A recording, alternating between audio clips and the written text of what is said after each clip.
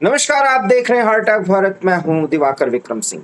हमारे साथ retired colonel Virendra साही sir बराबर जुड़ते हैं और हार्ट अटैक भारत के जरिए भारत की उन रणनीतिक और सैन्य समस्याओं के बारे में बताते हैं जिसका सामना इस समय देश कर रहा है। 140 करोड़ के आवाम के साथ हमारी वीर सेनाएं कर रही हैं। सवाल यह है कि हम कितने मोर्चे पर लड़ाई लड़ रहे हैं। एक सैनिक और सैन्य अधिकारी इस पर चर्चा करता है। पूर्व सीडीएस जनरल बिपिन रावत ने एक बार कहा था कि हम 2.5 मोर्चों की लड़ाई लड़ रहे हैं। 2.5 मोर्चे का मतलब समझिए, चीन, भारत, माफ करिएगा, चीन, पाकिस्तान और आधा अपने देश में पाकिस्तान परस्त या चीन परस्त। बहुत क्लियर समझिए।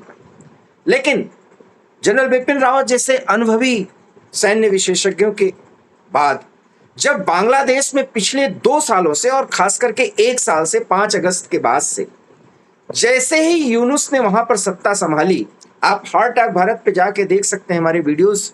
तब हम कह रहे थे कि ये लड़ाई 3.25 मोर्चे की हो गई। और जब मैं ये बात कहने लगा तो कर्नल सर, जिनका सेना में 40 साल से अधिक का अनुभव रहा है काम करने का, कई युद्धों को इन्होंने देखा है, ये इस बात से सहमत हैं कि बिल्कुल हम 3.25 मोर्चे की लड़ाई लड़ रहे हैं। 2 मोर्चा और आधा मोर्चा किस तरह से प्रभावी है ये बताने की जरूरत नहीं है। लेकिन आज चीन और पाकिस्तान क्या समस्या हमारे लिए पैदा कर रहे हैं ये आपको भली बात पता है। लेकिन आधा मोर्चा और 25% मतलब 3.25 मोर्चा किस तरीके से एक्टिवेट हो रहा है और हमें क्या करना चाहिए, आज कर्नल सर इस पर प्रकाश डालेंगे, ये जानकारी देते हुए कि चीन को यूनुस की बांग्लादेश सरकार ने एक ऐसे एयरबेस को दे दिया है जिससे हमारी सुरक्षा प्रभावित हो सकती है। नॉर्थ ईस्ट में 7 सिस्टर्स, बंगाल, असम और सारे वो राज्य। कर्नल सर, ज्यादा समय न लेते हुए मैं सवाल यहीं से शुरू करूंगा। आपका बहुत बहुत स्वागत। 3.25 मोर्चे की लड़ाई, इसका सच और आने वाली चुनौतियां बहुत बड़ी हैं। क्या कहना चाहेंगे आप? धन्यवाद दिवाकर जी। एक बार फिर आपके चैनल पर आकर मुझे प्रसन्नता हो रही है, क्योंकि आप देश के उन मुद्दों पर बात करते हैं जिनकी बात करना आवश्यक है देश के लिए, सरकार के लिए, और जिनकी गहराइयों को समझना आवश्यक है जनता के लिए। मैं सीधा मुद्दे पर आता हूँ। आपने 3.25 की बात की, जिसमें से 2 तो विदेशी हैं, साफ नजर आते हैं।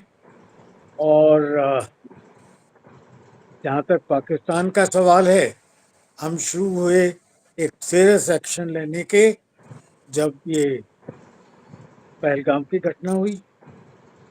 चीन के साथ हमने जो मूवमेंट्स किए और फिर अपने आर्मी के फॉरवर्ड पोस्टर पर आए, वो हमने किया गलवान के बाद।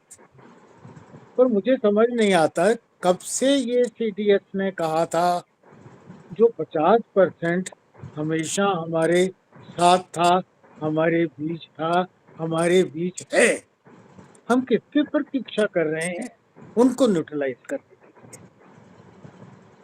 अब कुछ धरपकड़ नजर आई है कि ये विदेशी हैं, और पता चलता है कि 5,000 सिर्फ नर्दर्न जोन में ऐसी स्त्रियां हैं जिनके शौहर पाकिस्तान में हैं, और वो 12-12, 15-15 साल से वहां जाती हैं, प्रेग्नेंट होती हैं, लौटती हैं, बच्चे यहाँ स्कूलों में पढ़ रहे हैं, उनको प्रधानमंत्री योजना के लिए मकान भी मिल गए हैं, उन्हें प्रधानमंत्री योजना में राशन भी मिलता है, वो सब यहाँ पल रहे हैं, और आज वो पाकिस्तानियों की हैं, और उनका जो रुझान है वो हमेशा पाकिस्तान की तरफ है। ये वो 50% का एक हिस्सा है। इसी तरह के वो लोग जो कहते हैं हमारा दिल तो धड़कता है पाकिस्तान के लिए, वो लोग जो कहते हैं कि हम इस कॉन्स्टिट्यूशन को तो मानते ही नहीं, वो लोग जो कहते हैं कि भारत माता है कौन सी माता है ये हम नहीं जानते, वो लोग जबकि वो पाकिस्तान के झंडे जमीन पर पड़े, महाराष्ट्र में अभी हुआ कुछ दिन पहले, तो घर से निकली औरतें कुछ उन झंडों को उठाकर चूमकर छाती से लगाकर और उसको आदर दे रही हैं। ये लोग जो कि पाकिस्तान के झंडे का आदर करने वाले हैं, ये वो 0.5% को हम क्यों सॉर्ट आउट नहीं करते? क्या हम इंतजार कर रहे हैं जैसा वो यूपी का नेता, क्या नाम उसका है, जिसने वो रास्ते खोदने शुरू कर दिए थे 71 में, हम्म। और फिर वो नेता भी बने, फिर वो एमपी भी बने, नाम भूल रहा हूँ मैं, अभी फिलहाल जेल में है शायद। तो ये क्या है सब? क्या हम इंतजार कर रहे हैं कि अगला युद्ध हो, हमारी आर्मी मूव करे, फिर ये हमारे फाइबर केबल्स को डैमेज करें ताकि हमारा कम्युनिकेशन टूट जाए, या रेल की लाइनें उखाड़ दें, या फिर सड़कों पर खड्डे खोदें? किस चीज की प्रतीक्षा कर रहे हैं हम? ये उन दो जो हमारे शत्रु साफ नजर आ रहे हैं, उनके फोर्स मल्टीप्लायर्स हैं। ये हमारे देश में पल रहे हैं, हमारे देश का राशन खा रहे हैं, यहाँ विद्या ग्रहण कर रहे हैं, फैसिलिटीज ले रहे हैं, और जब भी कोई त्योहार होता है वहां पर वो पत्थर मारने भी पहुंच जाते हैं, और फिर भी हम इनको रखकर बैठे हैं, जिसमें देश के नागरिक भी हैं, विदेशी भी हैं, बांग्लादेशी और रोहिंग्यास, और हाफ इंडियंस भी हैं, जैसा मैंने बताया कि पिता उनके पाकिस्तानी हैं, माताएं यहाँ की हैं। तो ये पूरे फॉरेनर्स, आधे फॉरेनर्स और गंदार इंडियंस, ये 50.5% को हम पहले क्यों नहीं निपटाते? क्यों हम प्रतीक्षा कर रहे हैं कि ये हमारे ऑपरेशन में अड़चन डालें और तभी हम खड़े हों? कर्नल सर, आपको क्या नहीं लगता कि प्रधानमंत्री ने जिस ऑपरेशन बंगाल की बात की है, और या इधर भी जो वो जनता से संवाद कर रहे हैं जिसमें वो कह रहे हैं कि दुश्मन अगर देश के अंदर बैठा है जिसको हमने पहचाना है तो हम उन्हें न्यूट्रलाइज करेंगे, तो सरकार ने ध्यान देना शुरू कर दिया है या इस गंभीरता को समझना शुरू कर दिया है, जिसका एक्टिवेशन अभी कुछ ही दिनों पहले, मतलब पहलगाम की घटना के पहले जब यहाँ पर मामला चल रहा था वक्फ का, जिस पर हम ज्यादा चर्चा नहीं करेंगे, किसी अन्य मुद्दों पर करेंगे अन्य समय पर, उस दौरान बंगाल में दिखा और मुर्शिदाबाद में क्या कुछ हुआ वो सब दिखा, या जहां पर एक मिनी पाकिस्तान, हमें खुल के बोलना चाहिए, जो सीधे सीधे बनते तो इस देश के नागरिक हैं लेकिन इसी देश के नागरिकों के खून के प्यासे हो जाते हैं, तो ये तो आधा मोर्चा है। आप सही कह रहे हैं, ये धरपकड़ शुरू अब हुई है। हम्म। मेरे विचार से ये प्रायोरिटी 1 में होनी चाहिए थी, इसके पहले कि हम विदेश के जो मैं शत्रु हैं मैं उनसे आपसे निपटें। अनुरोध करूंगा कि आप फ्रेम के बीच में रहें, थोड़ा सा आप बीच, हाँ बस सर, हाँ अब बोलें सर। ये सब बहुत पहले हो जाना चाहिए था, जी। दिवाकर जी। और अब भी जब हमने शुरू कर दिया है, देर आए दुरुस्त आए, तो पूरी गंभीरता से होना चाहिए। और ये कार्रवाई ऐसी है जो सिर्फ केंद्रीय सरकार कर पाए, मैं ऐसा नहीं समझता। हर राज्य को इस हम्म। बात को गंभीरता से लेना चाहिए। यही तो वो इंटरनल पॉलिटिक्स है। हालांकि इस आपात स्थिति में जिस तरीके से हमारे विपक्ष के कुछ नेताओं ने अ, अ, विदेशों में जाकर के जिस तरीके से भारत को पक्ष को रखा है, एक बहुत अच्छी मिसाल पेश की है, लेकिन अंदरूनी राजनीति में कुछ इस तरह की बातें होती हैं कि फिर बहुत कुछ होता है, वो एक अन्य मुद्दा है। हम सर वो जो दूसरी बात कर रहे थे पौने 3 मोर्चे का, और बांग्लादेश एक बड़ी समस्या के रूप में अब सामने आता जा रहा है, वो बांग्लादेश जिसका वजूद ही हमारे खून पसीने पर संभव हुआ। अब सवाल यह है कि जिस तरीके से लाल मोनेरहाट जो एयरपोर्ट है उसको चाइना को दिया गया है, और ये सब कुछ वो यूनुस सरकार ले रही है जो सिर्फ इलेक्शन कराने के लिए आए थे, आज वो कठपुतली बन गए हैं। और मैं आपको इसलिए ये सवाल कर रहा हूं क्योंकि इसी बांग्लादेश और बंगाल के जरिए ये जो आधा मोर्चा है वो बहुत ही ज्यादा एक्टिवेट है सर, और इसका असर फिर पूरे देश में भी हो रहा है। आप ठीक कह रहे हैं। देखिए, जब जब हम किसी चीज को ज्यादा देर ढील दे देते हैं और अटेंड नहीं करते, तो उसके दुष्परिणाम परिणाम ऐसे ही होते हैं। पीओजे की हमने पिछली बार बात की थी। अब वो चाइना भी वहाँ स्टेक होल्डर हो गया इतनी इन्वेस्टमेंट करके। हालांकि मेरी किसी सज्जन से पीओजेके में ही बात हो रही थी, जो कह रहे थे कि हम पीओजेके निवासी होने के नाते दो ही स्टेक होल्डर मानते हैं। पहले स्टेक होल्डर हम खुद हैं, जो पीओजेके के नागरिक हैं, और दूसरा पीओजेके का स्टेक होल्डर हमारा देश भारत है। हम्म। ऐसी उनकी भावना थी, और मैं बड़ा आदर करता हूं उनकी भावना का। पर ग्राउंड रियलिटी क्या है, जो उन्होंने खुद माना कि तकरीबन 40% वहाँ सुन्नी पंजाब के, वेस्ट पंजाब के सेटल्ड हैं। हम्म। उन्होंने खुद माना कि गिलगित बल्टिस्तान में अब पाकिस्तान गवर्नमेंट की नहीं, चाइनीज की प्रेजेंस ज्यादा है। तो हम्म। ये नए नए स्टेक होल्डर्स आ गए। हम्म। अगर हमने बांग्लादेश से इस चिकन नेक को शुरू में चेक ले लिया होता, पूरा देश उनको देने के समय एक छोटी एडजस्टमेंट कर ली होती, तो आज ये एयरपोर्ट चाइना को देते नहीं। और यही कार्रवाई हमने 3 महीने पहले की होती, तब भी चाइना का वहां कोई स्टेक नहीं होता। इस पर सर हार्ट अटैक भारत के दर्शकों को ये समझाइए कि ये जो चिकन नेक है इसको एक्सपैंड करना, मतलब इसका विस्तार करना भारत की जरूरत क्यों है, and why we are waiting, हम इसका इंतजार क्यों कर रहे हैं।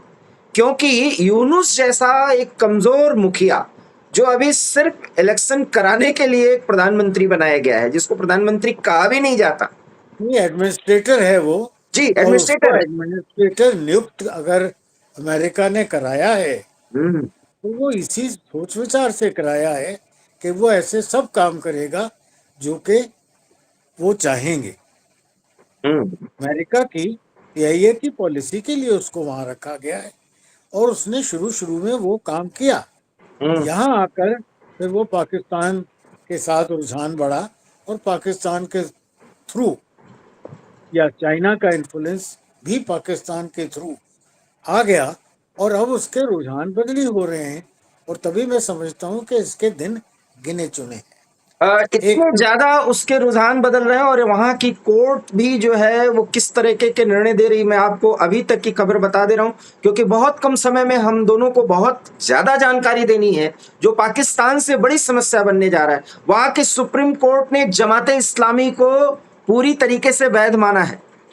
जी, वो शेख हसीना जो प्रधानमंत्री थी, जिनको हटाया गया, शेख मुजीबुर रहमान की लड़की, और आज वो भारत में शरण पाए हुए हैं, उनके खिलाफ एक सुप्रीम कोर्ट ने अपना वर्डिक्ट आया है उनका कि शेख हसीना ने छात्रों के आंदोलन को दबाया था, जबरन वहां पर आर्मी का उपयोग किया था, सेना का उपयोग किया था। मतलब शेख हसीना के खिलाफ या उनके पार्टी के खिलाफ एक बड़ी मुहिम, जमाते इस्लामी की गतिविधियों को वैध माने जाना लगना, मतलब पैन इस्लामिक फोर्सेस को प्रभावी बनाना, और यूनुस जिसको चाहेंगे वो पार्टी वहां पर फले फूले, और दिसंबर से मई के बीच में जो वो इलेक्शन कराना चाहते हैं उसकी बात की जा रही है। मतलब अमेरिका खेलना चाहता तो था यूनुस के जरिए, लेकिन महफिल लूट रहा है चीन, क्योंकि चीन को जो एयरबेस लाल मोनेरहाट, एक बार फिर सुनिए, लाल मोनेरहाट एयरबेस जो दिया गया है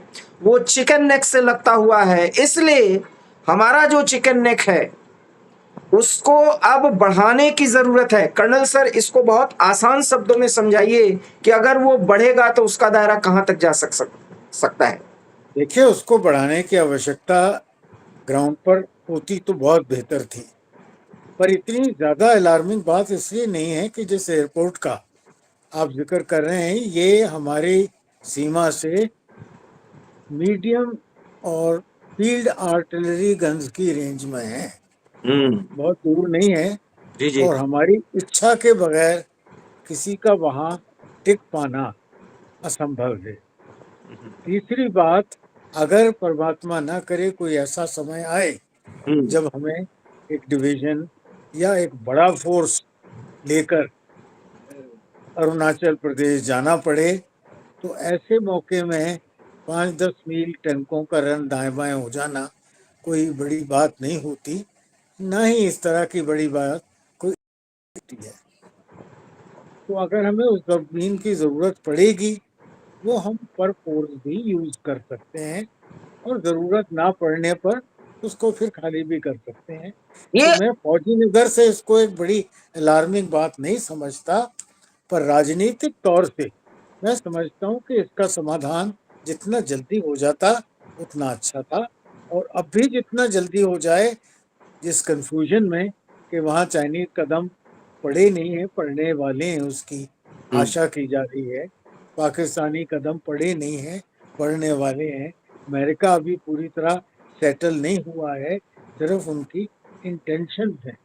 अच्छा, और आपको ऐसी लगता है सूरत सर, में आपको जी, लगता है कि अमेरिका और चाइना, जिसके हित अलग अलग हैं, क्या ये दोनों बांग्लादेश में एक साथ इन्वॉल्व हो सकते हैं?